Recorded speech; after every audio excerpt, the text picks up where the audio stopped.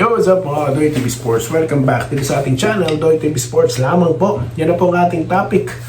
At mga pa-shoutout, wala nang masyadong maraming intro pa. Pa-subscribe na lang kung hindi pa. Or follow and like sa video na ito kung nagustuhan nyo po.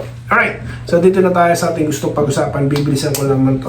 Mabilis na topic lang po ito. NBA Finals between San Antonio Spurs at New York Knicks. Para po umpisahan natin ang pag-uusap dito, tatanungin ko muna kayo, may poll question tayo. Kayo po ba'y naniniwala na makakabalik pa ang series sa Texas o tatapusin na ito sa New York? Okay, mahigpit po ang security ngayon sa New York, no? Dahil alam naman po natin ang nangyari dyan sa San Antonio kung saan ang fan nakapasok sa playing court sa mismong laro para lang mag-selfie, no? Syempre kung iba po ang sitwasyon na mangyari, paano kung meron siyang bagay, di ba, na gustong gamitin laban sa player, no? So dapat talaga mahigpit ang seguridad dyan. At yan po ang pinagtitibay ngayon ng pamunuan ng New York. Okay? So it's good for the safety of the players, no? Alright, so ano ba nangyari? Hindi natin inaasahan na magiging 0-2 ito, no? Pabor sa New York Knicks dahil alam naman natin na San Antonio, di ba? Kung titignan natin, mas malakas sila dito. They got Victor Wembanyama, biro 7'4" pero ang galawan number 3 position di ba? At ang laki ng advantage nila sa ilalim. Okay, pero sa tingin nyo bakit nangyari ito? Ito po ang sa pananaw ni Doy TV. Okay, ito po ay labanan ng sistema. Sino po ang coach ng New York Knicks? Si Brown, di po ba? Alam naman po natin na malawak ang karanasan yan. At ang kalaban naman po nito disciple, di ba, ni Greg Popovich na si Mitch Johnson, di ba? So pagdating pa lang sa experience, dito pa lang lamang na si Brown, di po ba? Okay. Sa players naman, nabanggit na natin kanina, they got Victor Wembanyama. Dito naman po meron silang Karl Anthony Towns na hindi naman din po just a big man. He can dribble, he can shoot the ball from the outside, di ba? At 7-footer din ito. Kaya kayang-kaya niyang labanan dyan si Victor. Okay. Pagdating lang sa diskarte, dito sila nagkakaiba. Bakit?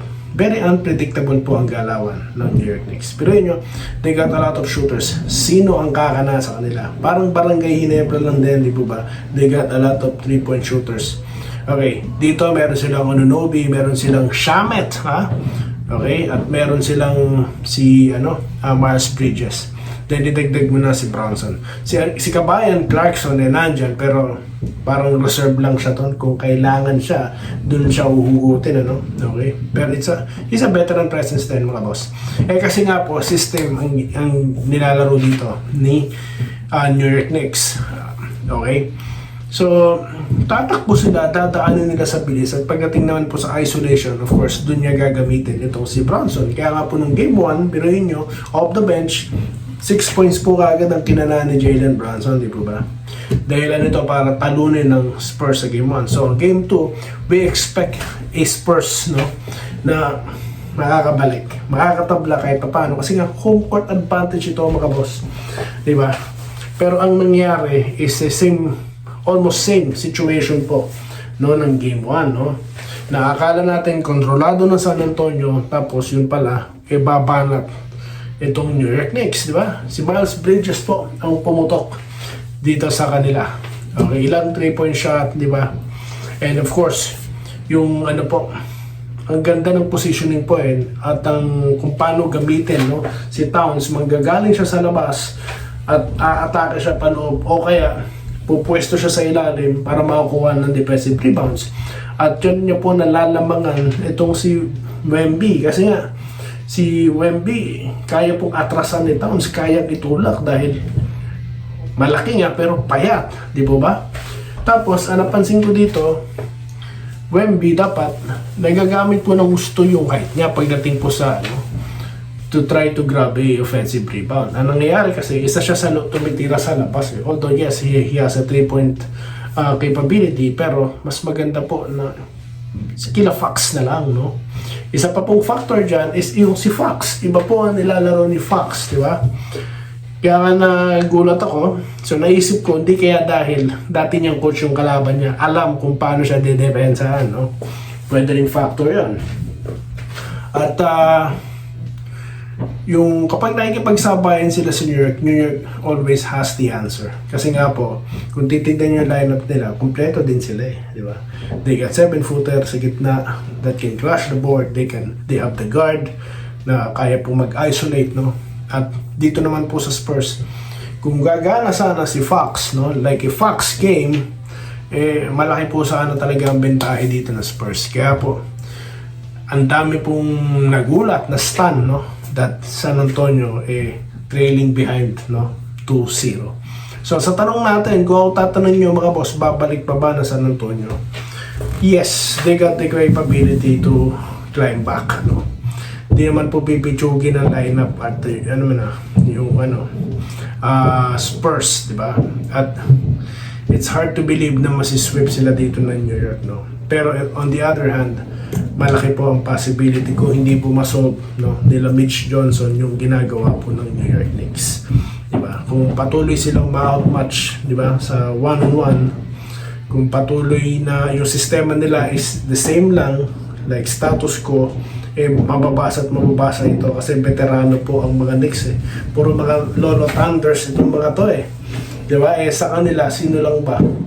Si Barnes, di ba? Na parang di rin nararamdaman dito. Tapos si Fox.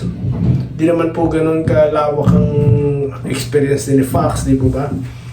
So, yan ang nakikita kong malaking edge dito ng veteran Knicks na they got what?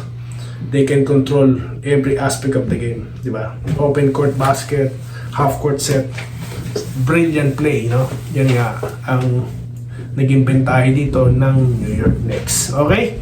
So, kaya po, ano sa tingin nyo, no? Makakabalik pa ba? Ako sa tingin ko makakabalik pa. Pero hindi rin po masamang isipin na baka nga po matapos na sa New York.